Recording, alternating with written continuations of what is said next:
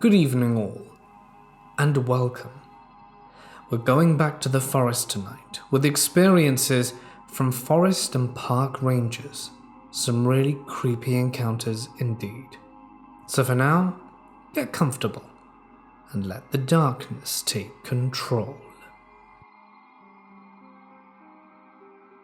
I was hiking in the Carpathian Mountains and got a chance to speak with the local mountain rangers. A lone hiker had passed the ranger's cabin wearing sneakers and footwear and without gloves. It being winter, the ranger had told the guy that he's not properly equipped and should probably turn back, but without effect. Once it had been dark for a few hours and there was no signs of the hiker returning, they headed out for the rescue. The guy was lucky to be found alive. He was lying bleeding in a pit in the snow with stains all over himself and the surroundings. It turned out he had read that cutting your hands will keep you warm and prevent your fingers from getting frostbitten. Maybe the guy got his mountain survival tips from the same sources anti-vaxxers get their medical advice. I was doing a geologist in the park through the National Park Service at Yellowstone back in the early 80s. It was a summer gig. First thing I do when I take groups around the mud pot geysers or any sort of thermal area, I tell them in no uncertain terms, stay on the boardwalk, don't put anything into the thermal features, don't throw trash, coins or put your hands or feet in.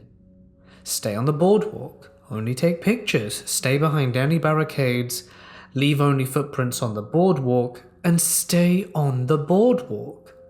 Although I didn't really have any sort of official power or legal standing beyond that of your average blue passport holder, I was large, biker beard, corn-fed cheesehead large, loud and seriously into geology and preservation of a geologically unique area. Multitudinous times I had to warn people to stay on the boardwalk, to not throw anything into the thermal features, and the rest of the litany, and, for the most part, people would conform, adding the usual amount of grumbling and grousing, until I took an all-French group around on a blistering July afternoon. I spoke no French, but most of the tourists spoke some English, and one who volunteered to be my paravouchek de jour. I began with the official lines of don'ts, and these were all loudly translated into French for the whole group to hear. I even called out a few that were chatting amongst themselves, "Listen up, this is for your benefit, you digging me?" and reviewed the list again. Anyone get any questions? Nods and mumbles of agreement about what I received from any groups. So off we go on the latest tour of geothermal wonders and geological splendor.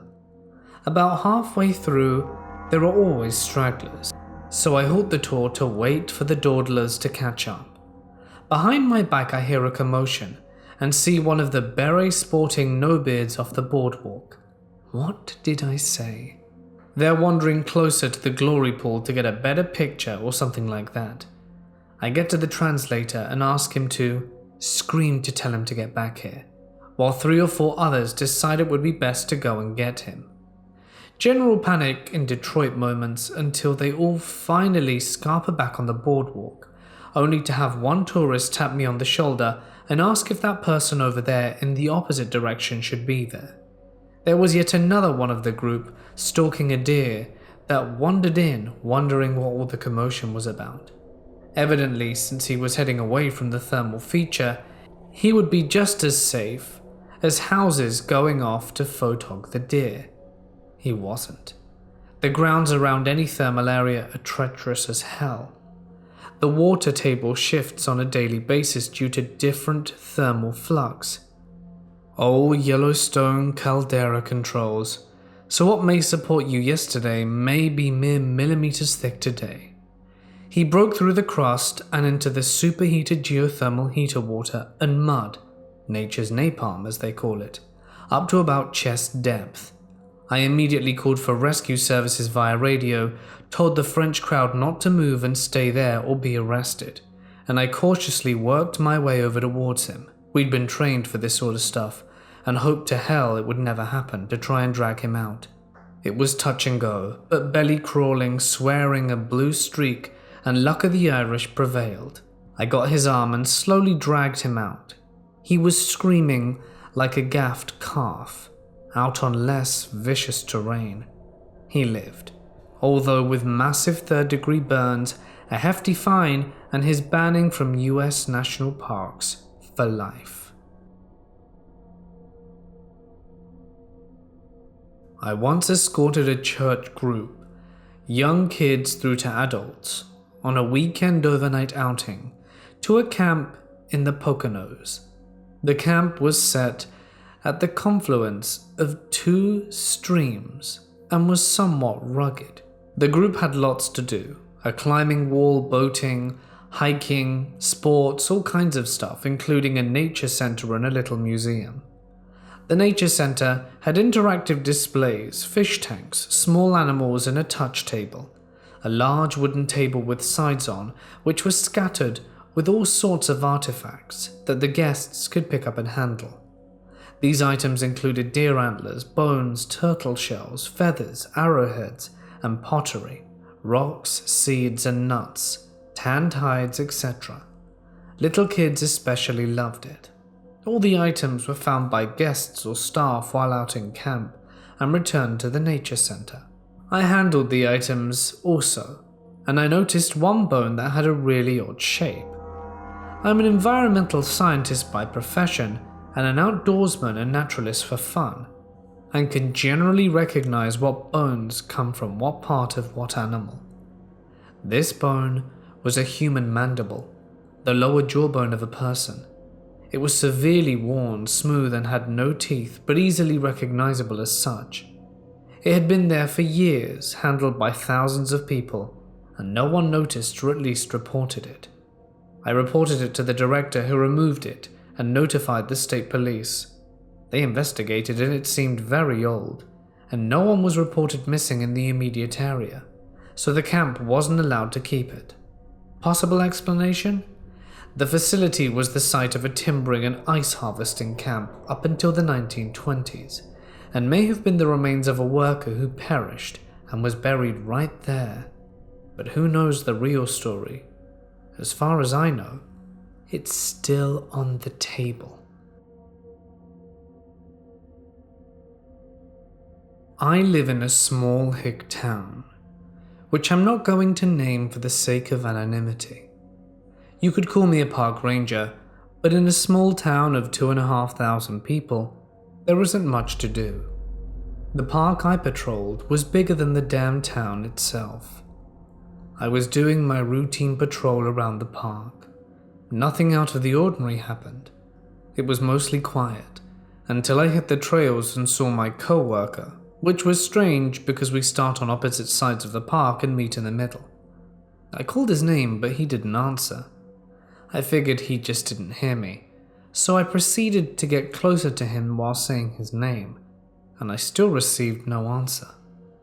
When I got to my co-worker, I punched him on the shoulder in typical guy fashion.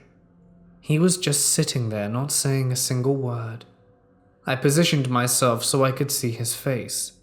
He's staring at a tree right in front of him. Naturally, I grab my flashlight and start to look around the tree. Once I'm around the tree, I see a decent-sized hole in the ground.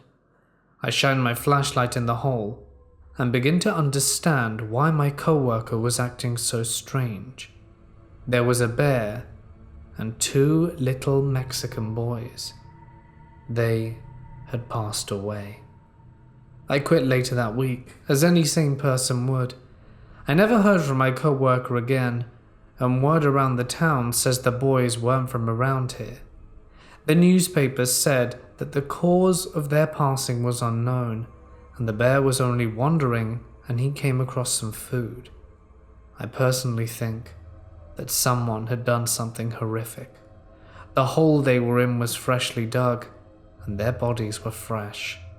I still have very vivid nightmares of my co-worker's eyes and the lifeless bodies of those two little boys. Little backstory here to how I learned my lesson that nature doesn't mess around. Arkansas, the natural state, resident here.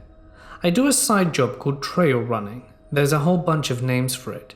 It's where we work with a tour guide escorting a group by scouting out the nature location a few days in advance to see if there are any hindrances to said nature attractions such as floods, creeks, or fallen trees.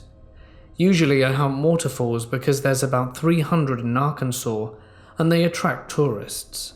But most of them have no trail to get to the location, so I document a path.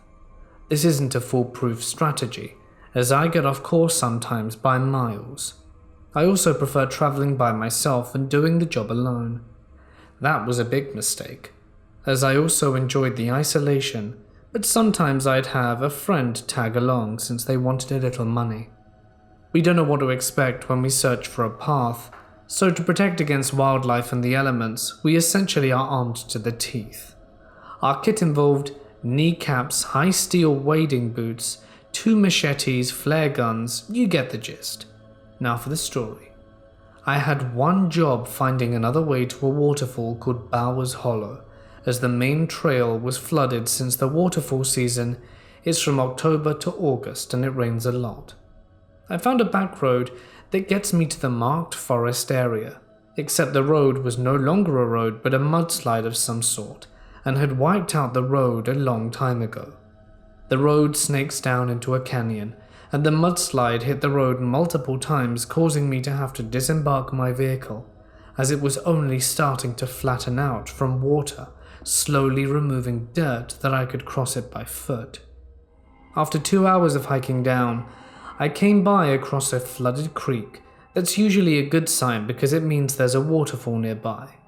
I hiked downstream for about 3 miles and came across an old Subaru SUV. The vehicle had clearly been there a long time and had scratch marks on the rusted exterior. The vehicle also had an Ontario, Canada license plate, meaning that the person probably wasn't familiar with Arkansas wilderness.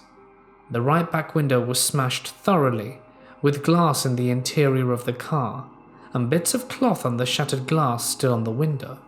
The left back window was cracked badly, and had not shattered just yet, but was bending outwards in the shape of the top of a head. There were black spotches all over the degraded interior of the car. To the left of the car facing downstream was an untouched campsite with old cans and rocks arranged into the campfire with obvious signs it was untouched for years. I knew that this probably occurred a long time ago, maybe before I was even born, as I was 18 at the time, but I got out of there pretty quickly, concluded with my trail guide that a mountain lion had probably attacked a person in their sleep and marked the zone as dangerous wildlife, and have never taken a job in that area since. I was a wildland firefighter back in the day in Arizona. I worked in a forest that was generally populated with a lot of recreation in the northern part, but I worked on the southern portion of the forest that was really remote. It barely had any roads or campgrounds, so if you wanted to recreate there, you had to work for it. The fire crew I was in had 2 duty stations, one in a small town where the rest of the forest employees worked off, and one that was about 2.5 hours away up a really windy mountainous road. The remote duty station had an old Forest Service ranger station and a newer double-wide trailer that was recently put in. When I worked at this place, it had no cell reception. When my crew and I weren't working, they were playing horseshoes or watching movies. They did eventually add a cell phone booster, which sadly made more people play on their phones, but I digress. So, my supervisor from that crew had experienced some weird things working up there. There was one night he told me he was cowboy camping, which is sleeping outside with no tent, and he kept getting this weird mucusy drop of liquid land on his face. He kept looking around and even yelling, and no one was around him. He told me he wasn't below any trees, so it wasn't tree sap. He never slept outside there again, which leads me to believe he was telling the truth. My own story? I've had other interesting experiences at that remote duty station, but this one was scary. It was the night of the 4th of July, and we weren't on a fire, so the crew was playing horseshoes and having a good time. Everyone went to bed pretty early because we were going to have a hike the next day. I had my own small room in the double wide trailer, and my bed was situated next to a big window. I start dozing off, but I felt awake still. I hear my co-worker standing outside my window asking to come outside. I was laying on my side facing the window, and I didn't look up, but I felt their presence by it. It felt as though something tall was looming over me from the outside. They kept beckoning me and I said no.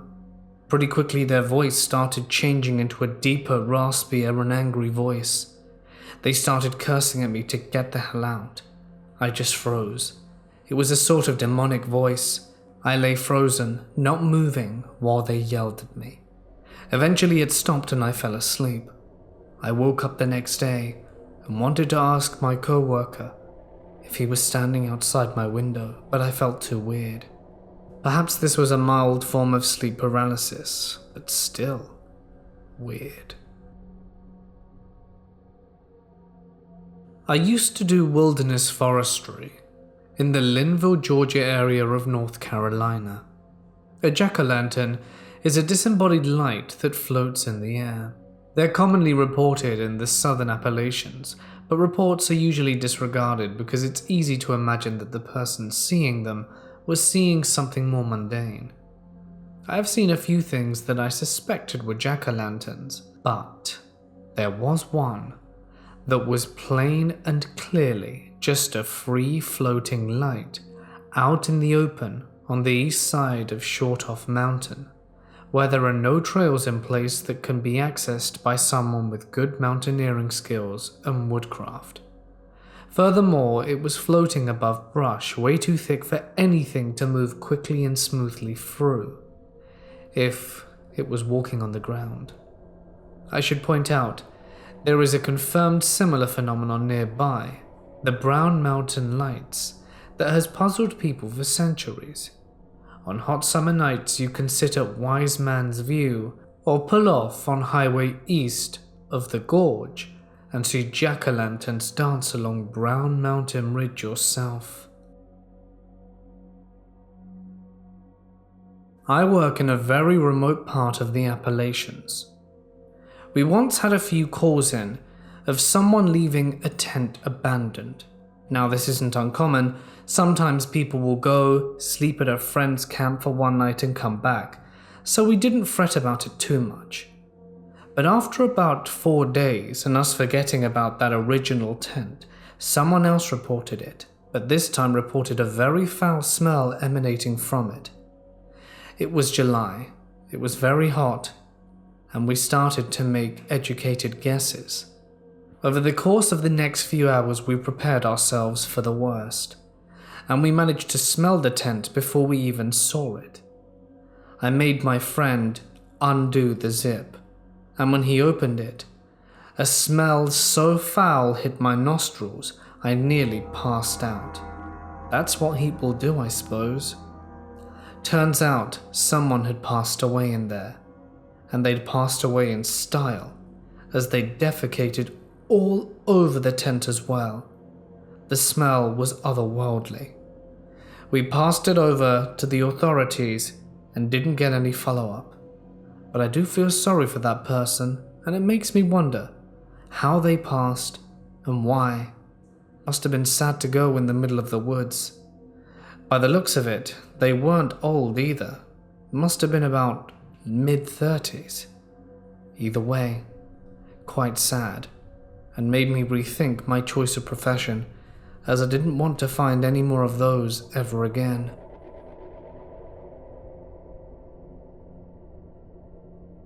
I was doing some field work for my master thesis on the local river habitat.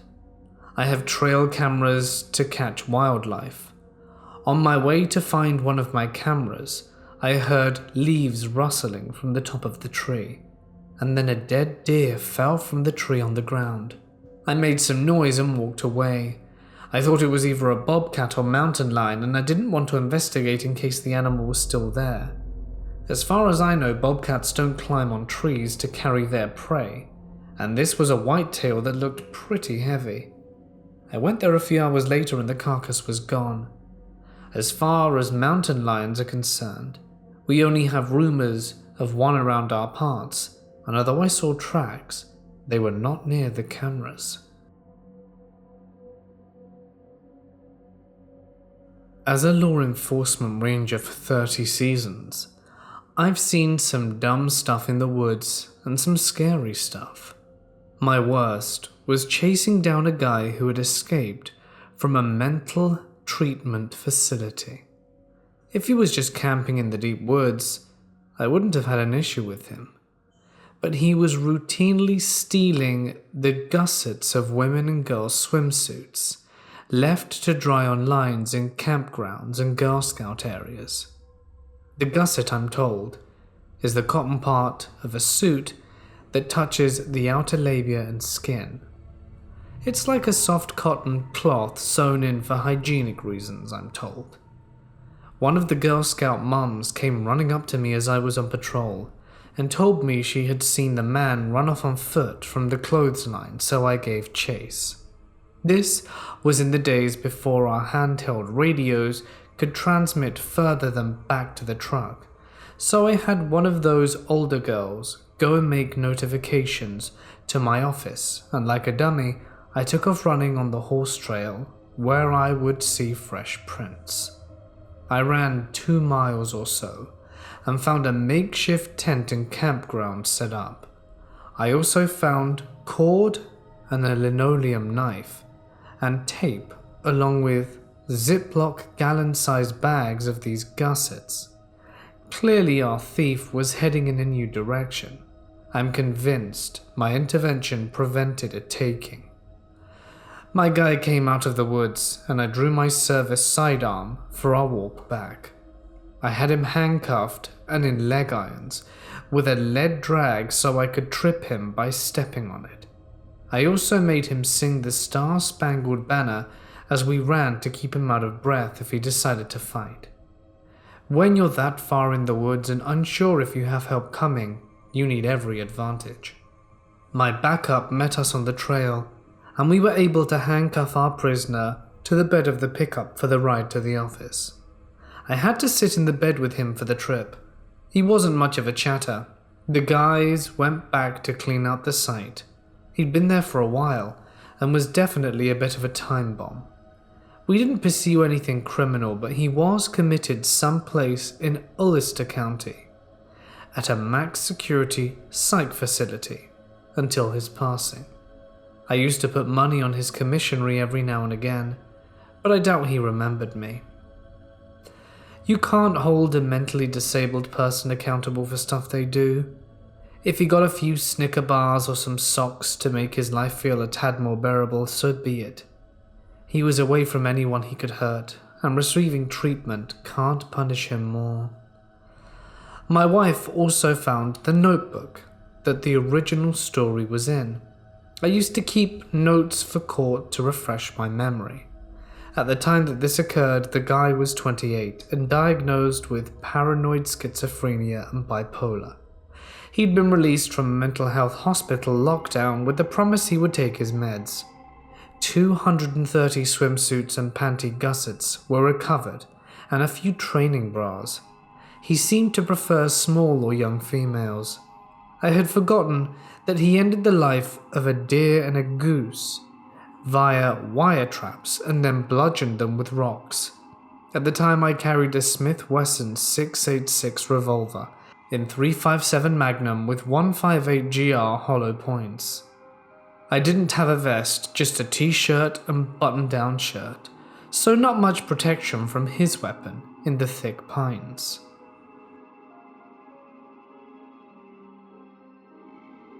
I am a park ranger. There have been a few occasions where I have actually taken the night shift. Most of the time I wrongfully pass out in the provided bed and wait until my shift ends. This story actually takes place During one of those occasions, I was fast asleep in the bed, even though the mattress was hard and didn't adjust to my back. I had done my sight check and stared at the woods for about a half hour, but time moves on and my attention wavers, so I came up with sleeping as one of my solutions to boredom. In an instant I realized I was awake, and I immediately sat up in the bed. Something had woken me up. It was one of those occasions where something loud happens, but don't process it in time to register what it was. Whatever it was, it must have been loud.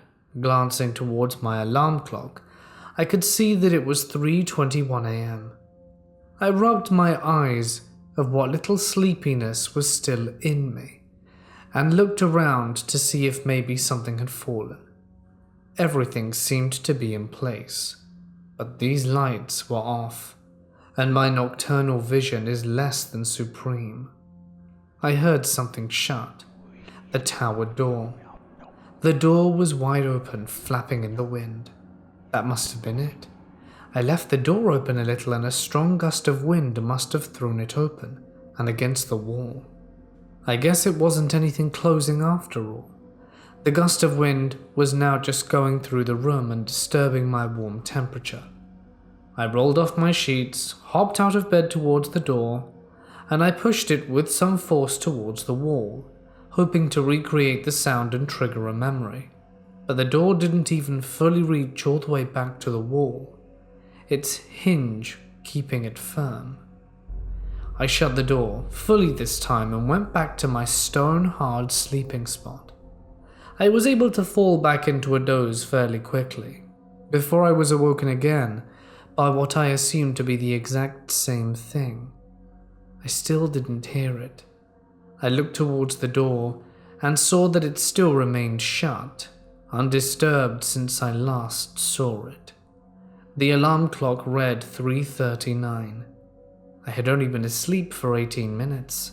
I grew annoyed at the thought of not being able to fall asleep, and got up to search the kitchen. Being the same kitchen as every other tower, I could easily locate and check off each item I found as not being the culprit. All knives were still in their holder, the microwave was off, blender unplugged, the toaster didn't seem to be the cause, so that meant it probably wasn't an electric thing making the noise. The floor was clean and the cabinets were shut. I was truly clueless, gave up my search and went to sleep. Sat under the covers, still awake, and now in day mode because of all my detective work. Then I heard it. It was a scream that sounded like a car tire stuck, screeching on asphalt. I was only able to identify it as a vocal product because of the changes in pitch going up and down in its high tone. It sounded inhuman, blood-curdling, and agonizing.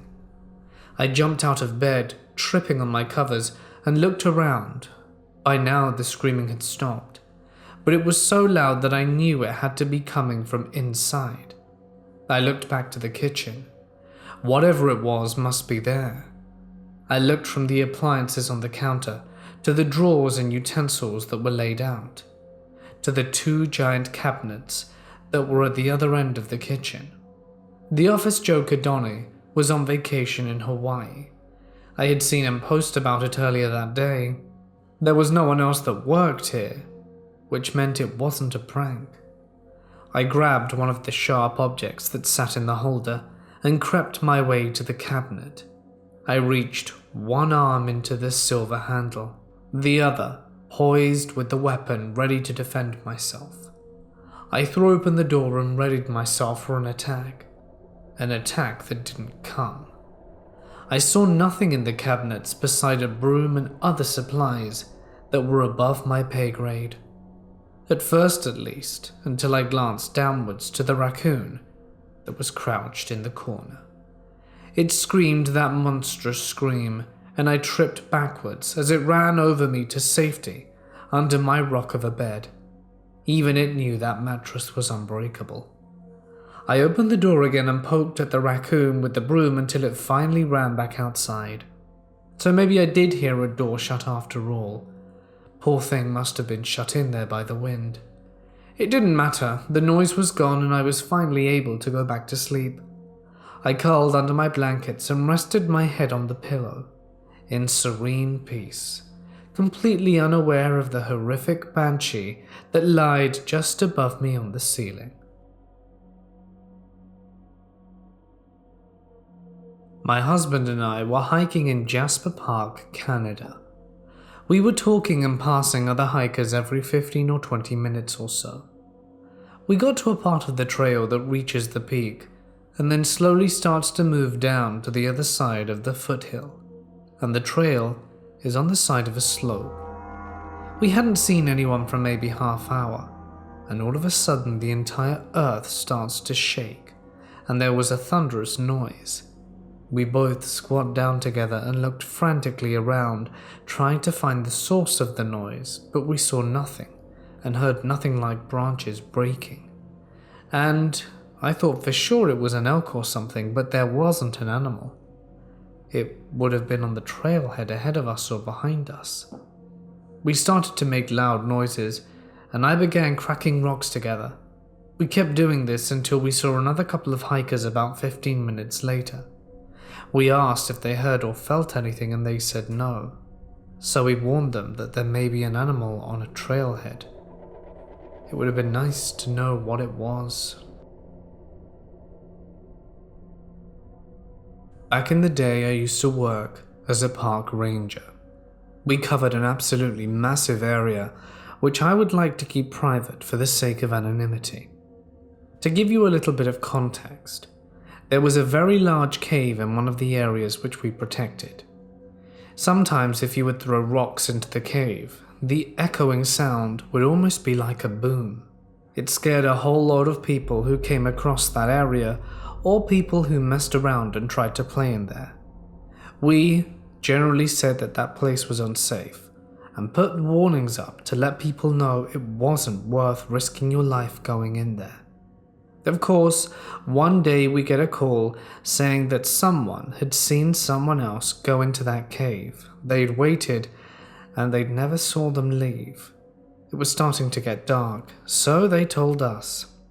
Of course, we start making our way in twilight, already quite fearful of whoever's gone into that cave, as we're quite aware that things don't usually end well if you go in there.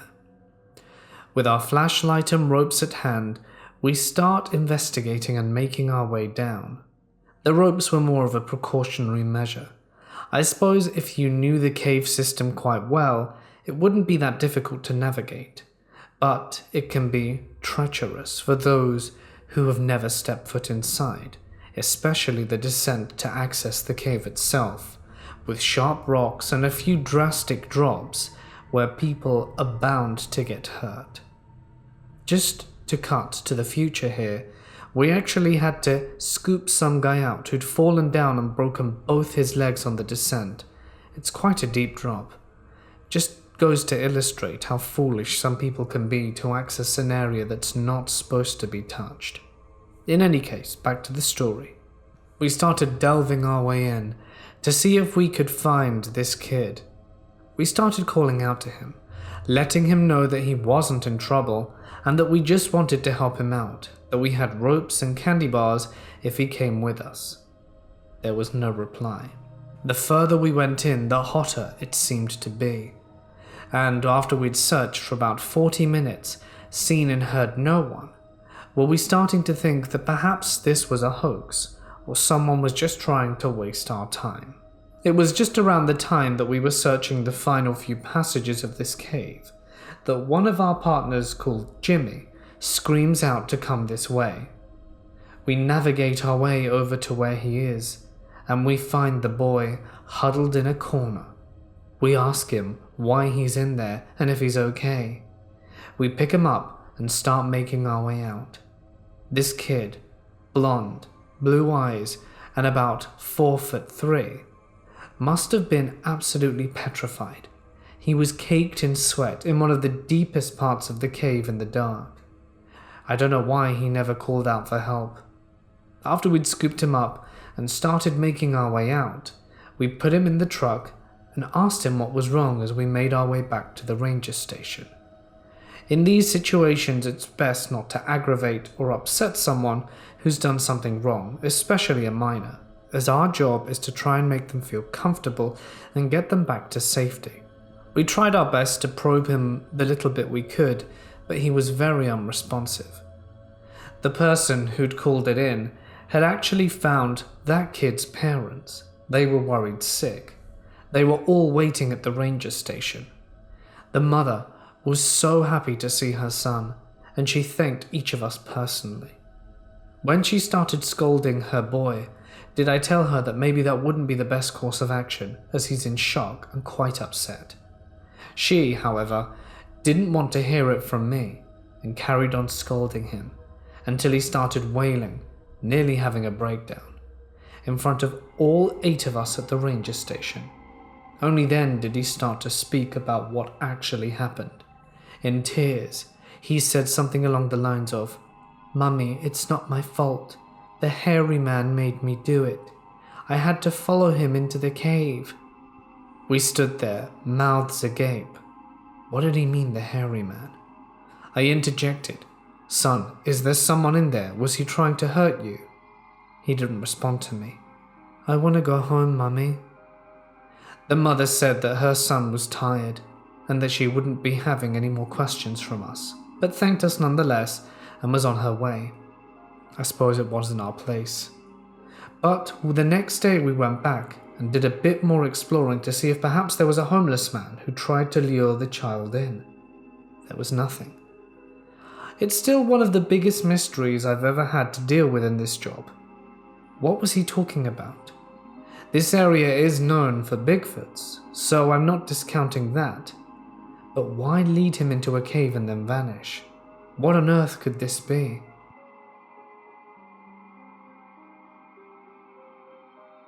Ever since I was young, I loved working in the outdoors. It was my favorite thing to do. So when I signed up to be a park ranger, it was the perfect fit. I've had a number of strange things happen to me on the job, most of which aren't even worth mentioning. Just small things like apparitions or feeling someone behind my back, turning around and no one there. But there's one experience that I don't think will ever leave my mind. This happened in the little ranger cabin, where I used to spend a fair bit of my time, writing reports and doing this, that and the other, when I wasn't out walking and protecting the trails. I was there one evening, just as it was getting dark, and I heard a noise on the radio. I assume it's my partner who's out checking, and when I listen, the sound is all static and muffled. I ask if everything's alright and wait for a response. After a few minutes, I start getting worried. Is he okay? I know there's no cell service here, but I try him anyway. He didn't get my message, and he didn't answer my call, not that it went through. So I try the radio one more time, but it's dead. About 45 minutes pass at this point with no news, and my partner should have been back by now, but I give it another half hour just in case. I don't want to be overreactive. And when he hadn't come back, it was well and truly dark. I start getting scared. So I go out to explore. The area we have to cover, by all means, isn't that large. We have a few routes that we have to check on, and I go and investigate the one that he was scheduled to do. I take my vehicle and away I go. I'm strolling through the trails looking around, and I can't see any sign of him. Just as I'm about to get to halfway point, passing a river, do I hear something? It's the buzzing of my radio. It almost sounds like static. I push the button and listen. There he is on the other line. It's sort of like he's far away or underwater. It's hard to describe it. Hello, is everything alright? There's nothing. It's gone dead again. This is really giving me chills. And after 5 more minutes of driving, do I see his vehicle on the other side of the road. I stop, jump out, turn on my flashlight and have a look around. I see a trail not too far that I'm quite confident he's walked down. It's one that I personally have never explored, and it's giving me the creeps. This is one of the few times that I've started to feel uncomfortable in the woods. The dread, not knowing if an animal has got to him, or perhaps a person with a dark motive. I approach with trepidation, looking around, checking my surroundings and listening for noises as I get closer to where I hope my buddy's at. Just as I'm about to enter a little clearing, do I see his radio on the floor. I give a little, "What the?"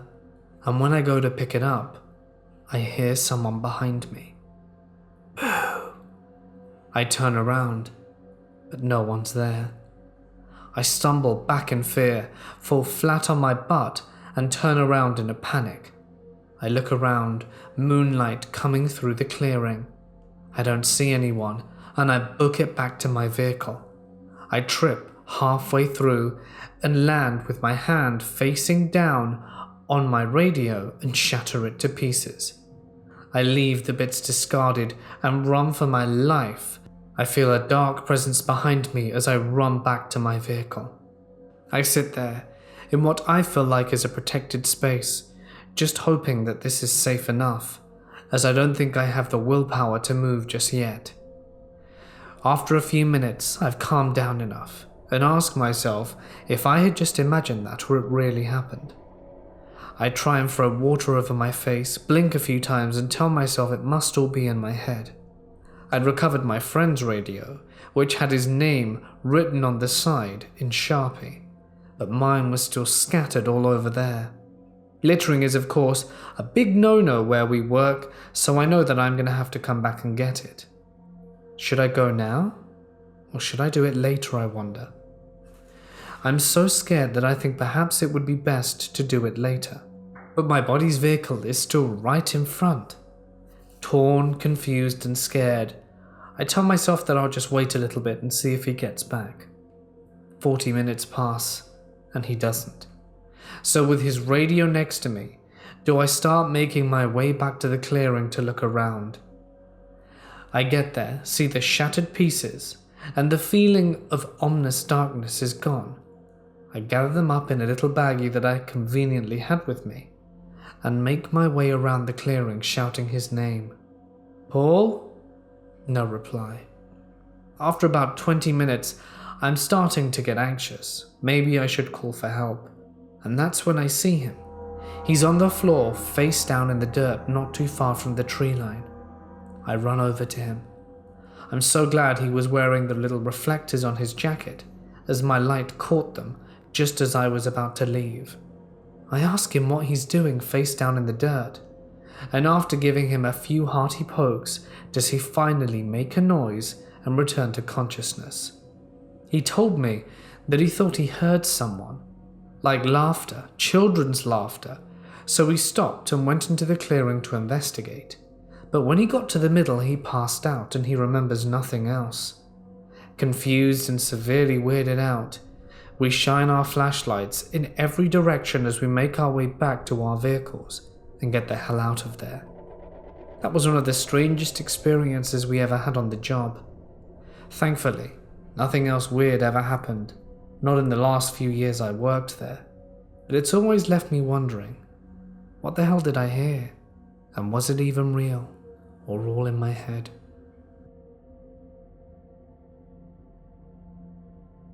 I was a summer camp counselor for the country park department when I was in high school.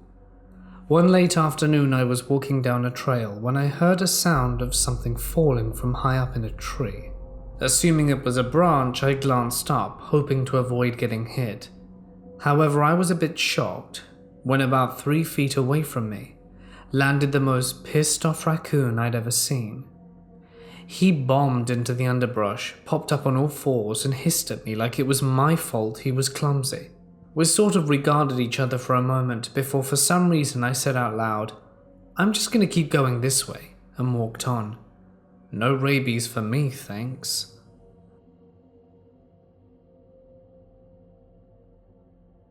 Hey guys, it's Mort here and thank you so much for listening. I hope you liked tonight's stories. If you did, you know what to do. Remember that I am hosting a competition. We're going for 4,000 followers on Twitter and Instagram, and when we hit it, there are 4 prizes to be won. So feel free to follow me over there and receive a prize. If you win, we need to hit that magic 4,000. We've still got a way to go on Twitter, but we've only got 500 more to go on Instagram. So clearly you guys use Instagram way more. So, if you want to enter and for a chance to win, feel free to check it out. As always, a huge thanks to my lovely patrons whose names are on screen. Your help is invaluable, and it certainly means a lot. So, thanks guys. If you'd like your name on the end of every video, and a number of additional perks, feel free to check out my Patreon page, where everything is detailed. Thanks guys. Alright then, but for now it's time for me to sign off. Stay awesome, and I'll see you in the next one.